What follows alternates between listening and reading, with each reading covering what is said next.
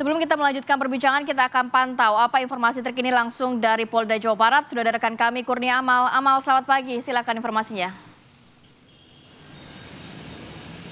Ya, selamat pagi Rati, Arif Fadil dan juga pemirsa TV One. Betul sekali, untuk agenda pemeriksaan dari Peggy Setiawan yang merupakan tersangka dalam kasus pembunuhan Vina dan juga Eki, rencananya esok hari Rabu akan diadakan tes poligraf, di mana tes ini berdasarkan informasi yang kami dapatkan dari kuasa hukum Peggy Setiawan, ini merupakan salah satu tes di mana guna untuk mendeteksi apakah pernyataan dari Peggy Setiawan ini jujur atau bohong, di mana untuk tes poligraf ini akan dilakukan rencananya pada hari Rabu, di mana untuk hari Rabu sendiri ini dari kuasa hukum Peggy Setiawan hingga saat ini memang masih belum mendapatkan surat pemanggilan untuk tes menggunakan alat poligraf. Jika kita lihat memang sejauh ini sudah ada sekitar 7 saksi yang meringankan tersangka Peggy Setiawan dalam kasus pembunuhan Vina dan juga Eki yang terjadi pada tahun 2016 silam. Saksi-saksi tersebut ini meyakini bahwasannya Peggy Setiawan ini tidak berada di Cirebon.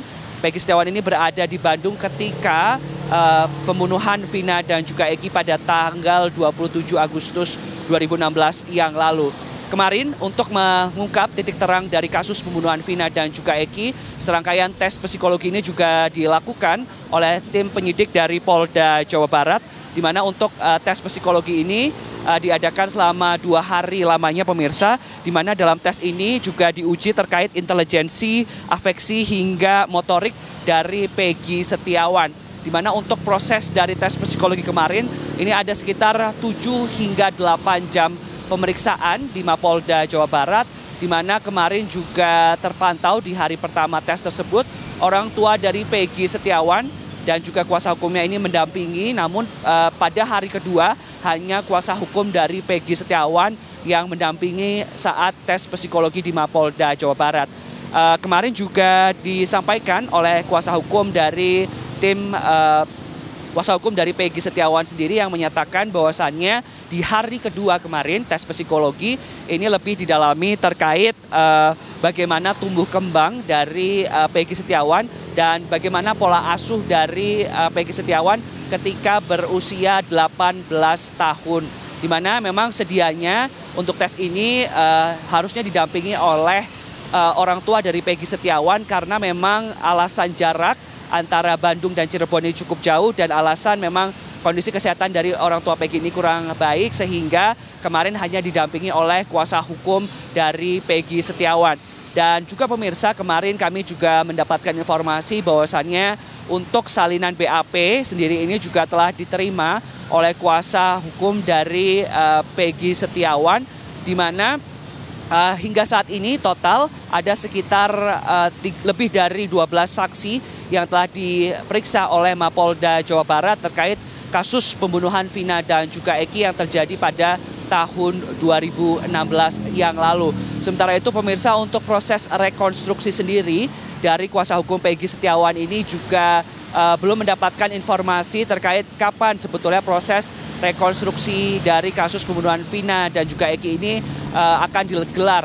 Dan kemarin jika kita lihat memang sudah digelar pula prarekonstruksi di beberapa minggu yang lalu di 6 titik di Cirebon, dan memang dari Kejati sendiri ini masih belum mendapatkan surat untuk rekonstruksi dari kasus pembunuhan Vina dan juga Eki. Untuk sementara kami laporkan langsung dari Bandung, Jawa Barat, kembali ke Anda di studio.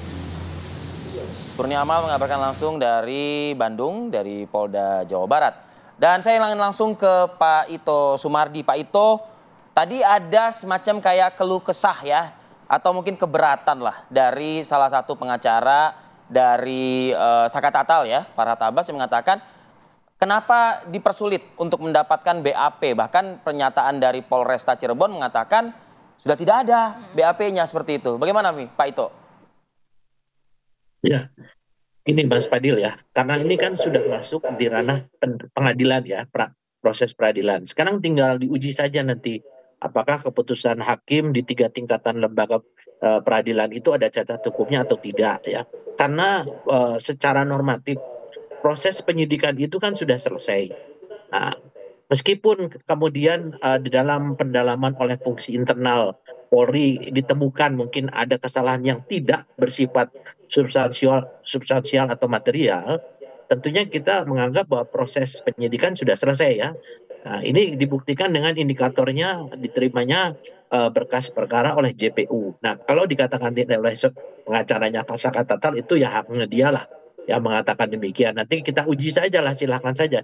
Tapi kalau dikatakan Polres Cirebon enggan atau tidak menerima itu, saya kira nggak mungkin lah.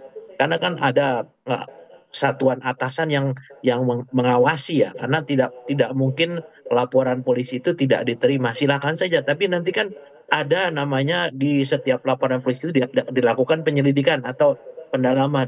Apakah ini patut untuk diteruskan untuk dalam proses penyidikan atau tidak? Semua orang boleh melapor. Tapi tidak semua laporan itu bisa diteruskan dalam proses penyidikan, tergantung daripada pertimbangan daripada anggota yang ada di SPK, yaitu selama ini prosesnya demikian, Mas Fadil. Baik, saya mau ke Pak Kudri. Kalau Pak Kudri tadi mendengarkan juga pernyataan dari kuasa hukum Rivaldi yang menyatakan bahwa ternyata memang sudah diajukan banding, kemudian kasasi, bahkan diminta juga ahli-ahli yang meringankan saat itu, tapi semuanya ditolak.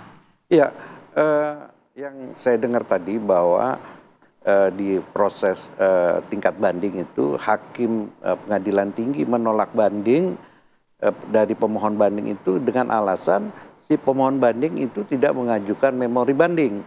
Padahal menurut ketentuan KUHAP, gitu ya? Iya, padahal menurut KUHAP untuk mengajukan banding itu tidak disyaratkan harus ada memori banding. Oh? Iya kan? Yang penting Seharusnya dalam 7 hari ya setelah dia tahu tenggat waktu tersebut dia banding itu. Jadi memori banding tidak satu persyaratan. artinya seharusnya kasasi itu tersebut atau banding tersebut bisa diterima ya? dong. Iya, kalau ditolak tapi jangan alasannya karena tidak mengajukan memori banding. Dia pengadilan tinggi bisa aja menolak, ya kan? Tapi jangan penolakan itu didasarkan tidak diajukan memori banding gitu loh, ya kan? Berarti harus dipertanyakan ada apa di pengadilan pertama, di pengadilan saat itu ya, Pak? Kalau kita mau lihat proses perkara ini, kita kan mestinya holistik gitu loh. Kita jangan melihat di parsial. Di kepolisian saja. Nah, kan kita juga lihat di proses selanjutnya ini di kejaksaan dan ini. Misal contohnya, hakim dalam keputusan menyatakan pembunuhan atau berencana itu ya, perkosaan itu dilakukan oleh 11 orang, 3 orang itu adalah DPO. Hakim itu kan mengutip dari apa yang dikatakan dalam tuntutan penuntut umum. Nah, penuntut umum itu kan dapatnya juga dari penyidik. Yang menjadi pertanyaannya kan mestinya penuntut umum itu harus betul-betul yakin ini firm bahwa memang 3 orang ini. Artinya ketika P18 Polri menyerahkan kepada kejaksaan, ya itu harus dicek dulu. Dicek dulu. Nah, sekarang kalau kita misalnya hal ini ya, peristiwa ini diperiksa oleh komisi kejaksaan, ya kan nanti komisi kejaksaan itu kan akan minta berkas di penuntut umum yang nanganin. Itu bagaimana P21 itu? Apakah dari P18 langsung P21? Apa tidak P19 dulu? Apa nggak ada P19?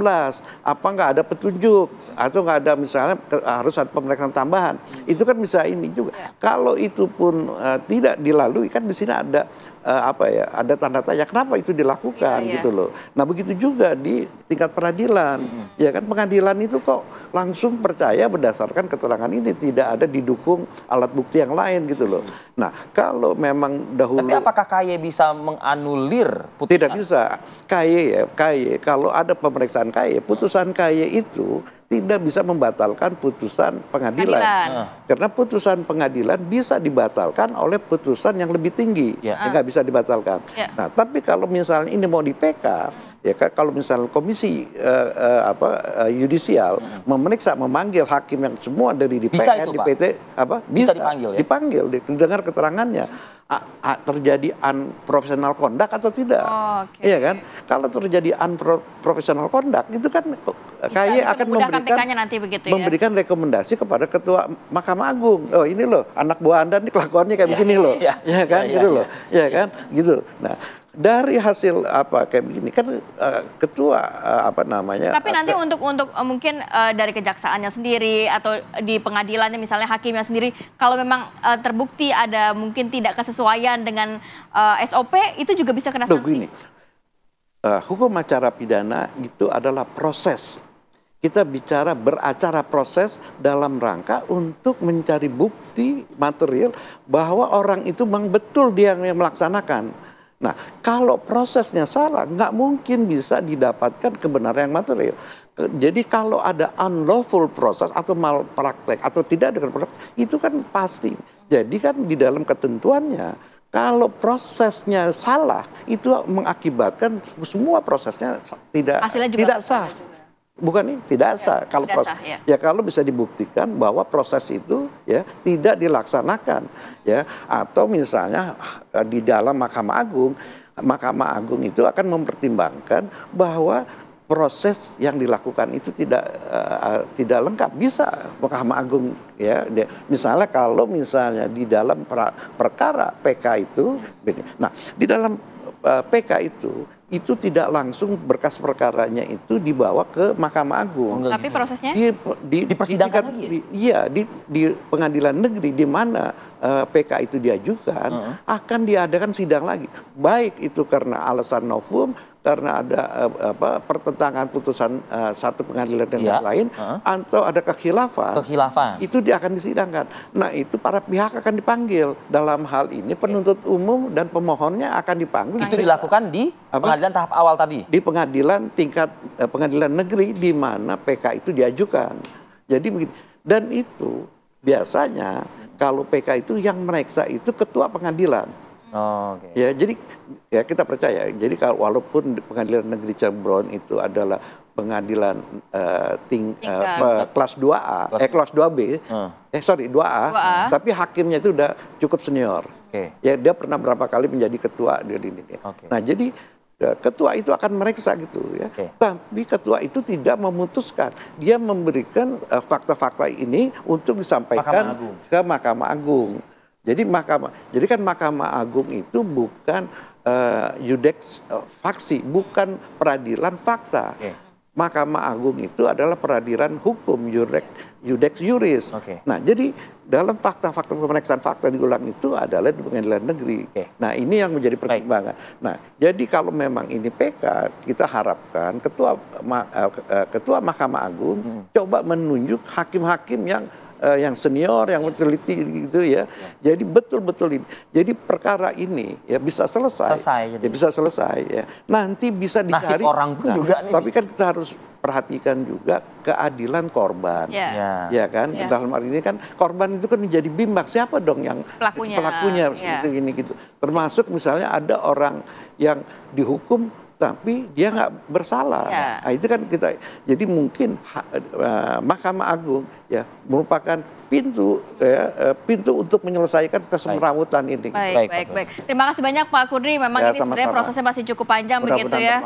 Semoga memang dapat terungkap secara jelas mengenai kasus kematian Vina dan juga Eki. Tapi sebagaimana tadi Pak Kudri sampaikan, Rati, cukup panjang, tapi bila ada itikat baik, ya kan, ada goodwill di situ, wah ini kasus ini selesai bisa juga dengan terang benderang begitu. Baik, terima kasih Pak Kudri. Terima kasih. Assalamualaikum. Kita hadirkan juga rangkaian informasi pilihan ke depan Anda. Usai jeda periode berikut, kami akan kembali.